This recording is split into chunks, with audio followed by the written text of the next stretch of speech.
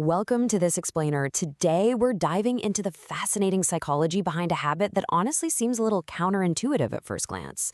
There's a certain type of person out there who can spend hours, literally hours, completely alone, in total silence, and feel perfectly at peace.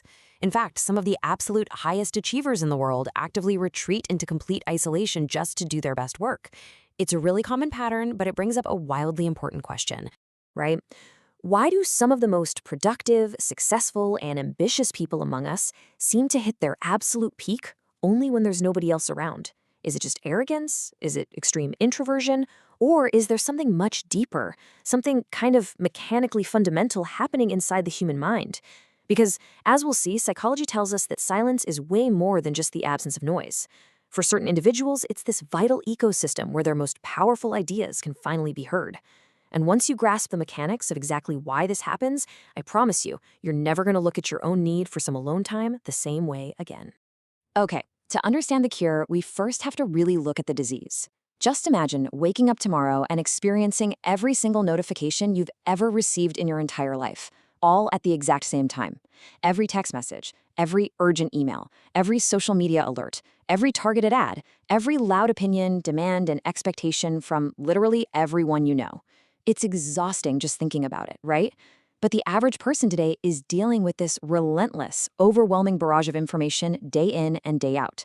And the unvarnished biological truth here is that our brains were simply never designed to handle this aggressive level of constant stimulation. Psychologists actually have a name for this incredibly modern mess. They call it cognitive overload. It's exactly what happens when your attention just shatters, your focus scatters in a dozen different directions, and your best, most brilliant thoughts are violently interrupted before they even have a chance to fully form. Now, most people try to handle this by multitasking, frantically juggling a dozen mental balls at once, just trying to keep up. But high achievers, they typically do something entirely different. They fiercely protect their attention. And they do this because they've realized a fundamental truth that so many of us miss. Your human attention is quite literally one of the single most valuable resources you will ever possess. And when it comes down to it, silence is really the only thing that truly protects that resource. Think back for a second to the absolute best ideas you've ever had in your life. I'm willing to bet those light bulb moments didn't hit you while you were doom scrolling on a crowded subway train, right? They probably showed up during a quiet walk, or maybe late at night when the whole house was finally asleep, or, the classic, long, uninterrupted shower. Those breakthroughs arrived in a moment when your mind finally, beautifully, had the room it needed to just breathe. And that isn't a coincidence. It's biology. The research consistently backs this up. Uninterrupted concentration allows your brain to slip into what psychologists call a flow state. This is that magical, almost effortless zone where your attention gets so completely absorbed in a task that time just vanishes. Your productivity absolutely skyrockets, your creativity expands, and the work itself almost feels like it's doing itself. But here's the catch. Flow is incredibly fragile. Literally, one single interruption can shatter the whole thing. Just one ping, one quick, hey, got a sec? One tiny distraction completely breaks the spell. High achievers figure this out super early on, which is exactly why they become so intensely protective of their quiet time. But here's the thing. The noise we're hiding from isn't just digital. There's a huge human element to it as well. A lot of us are essentially performing for other people all day long without even realizing we're doing it, even when nobody is explicitly asking us to. Whenever we're around others, we naturally monitor ourselves. We're thinking about how we're coming across, how our voice sounds, our posture, how the room is judging our actions. In psychology, this is known as self-monitoring. It's totally automatic, like carrying around this invisible audience in our heads all day. And while it's absolutely crucial for social harmony, it's also constantly quietly draining our mental battery. Which sets up this really profound contrast. Out in the real world, we're constantly burning energy, just running that self-monitoring software in the background. But when you step into complete solitude, something amazing happens. The performance stops. That social mask we all wear finally gets to relax. Your brain basically stops managing impressions for that invisible audience. And suddenly, instantly really, all of that mental RAM is freed up. It becomes available for something else entirely. Thinking, creating, building, problem solving. So for a lot of top performers, choosing to be alone isn't about avoiding people because they don't like them. It's really about temporarily escaping that psychological weight of being observed. And that mental freedom, that is the bedrock of innovation. If you look at history, it is just packed with legendary creators, writers, scientists, entrepreneurs, who intentionally went off the grid. And again, they didn't do it because they hated society. They did it because the actual incubation of creativity absolutely demands open mental space. True creativity is all about connecting ideas that initially seem completely unrelated. And that process, it takes time and it takes patience. When your brain is constantly hit with noise, it gets stuck just consuming information instead of actually generating it. Silence gives your thoughts permission to wander, lets new questions emerge, and allows those crucial connections to finally form. Basically, silence gives genius the breathing room it needs. You've probably noticed how some people practically ghost everyone when they're chasing a massive, life-changing goal. They stop texting back right away. They start saying no to weekend plans. They might even seem a little distant. And friends almost always misinterpret this. They think, oh, they're getting arrogant or they're being aloof. But this quote really hits the nail on the head. The human brain can only focus deeply on so many things at once. Highly ambitious people stop replying simply because big goals require unbroken attention.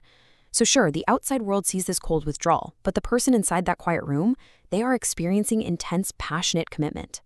Now, let's be honest. For a lot of folks, being totally alone is genuinely uncomfortable. This silence feels way too empty, the stillness is kind of unsettling, and having zero stimulation is just brutally hard to sit with. But high achievers? They experience this totally differently. For them, silence doesn't feel empty at all. It feels incredibly productive. The quiet isn't boring, it's a massive opportunity. And that's because our brains learn through repetition. Think about it. If every major meaningful achievement in your life happens during these hyper-focused periods of isolation, your mind is actually going to start craving that quiet. It learns to link silence directly with the deep emotional reward of getting things done. But we also need to talk about the hidden emotional side of this that almost never gets brought up. Because sometimes this intense drive for isolation isn't just some life hack for productivity. Sometimes it's straight up protection. A lot of high achievers carry around these massive, unspoken fears. The fear of failing, the fear of being judged harshly, the fear of letting people down, or the fear of looking vulnerable because they don't have all the answers yet. When you're alone in a private workspace, there are no critics. Nobody's making unfair comparisons. There are no expectations hovering over you, and you don't have to explain away your terrible first drafts. Solitude becomes this perfectly safe sanctuary from all that emotional stress. Now, psychology does draw a very hard, very important line between healthy solitude and toxic isolation. This is key. Solitude is a choice. It energizes you, and it helps you reconnect with who you really are. Isolation, on the flip side, feels forced on you. It completely drains your spirit and makes you feel profoundly disconnected from the world.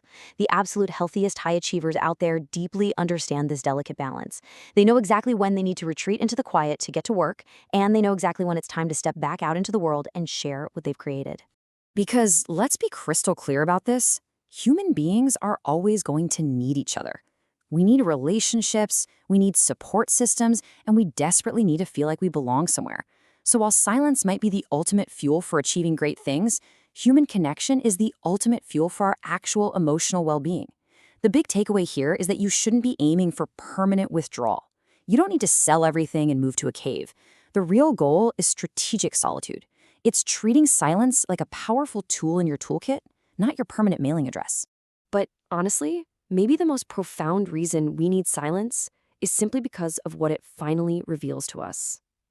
Most of us just sprint through life surrounded by noise and chaos. But think about what all that noise is actually drowning out. Right beneath all the endless distractions, you have these brilliant thoughts just waiting for you to hear them. You have huge questions waiting for real answers, big dreams that just want to be acknowledged, and yet completely valid fears that need to be understood.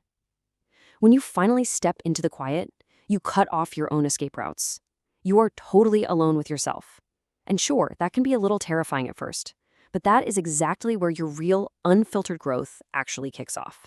So look, if you've ever felt a pang of guilt just because you wanted an evening entirely to yourself, or if you've naturally gravitated toward a quiet corner instead of the loud center of the room, or if you've ghosted for a weekend just to focus on a big project, hear me now, there is absolutely nothing wrong with you.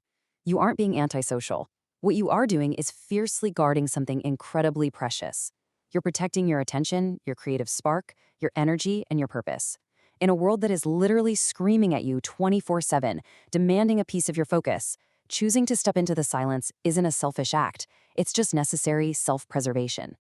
When you really look at it, the people who end up achieving the most extraordinary things in life aren't always the loudest ones in the room. They aren't necessarily the most visible or the most constantly available either. Often, they're just the folks who are willing to sit alone with their own thoughts long enough to actually turn those thoughts into something incredibly meaningful. So, I want to leave you with a question to chew on today. Do you do your absolute best thinking in the comfort of complete silence? Or do you truly thrive on the energy of being surrounded by others? Take care of your mind, and just remember, the most important conversations you will ever have in your entire life are very often the ones that happen when absolutely no one else is talking.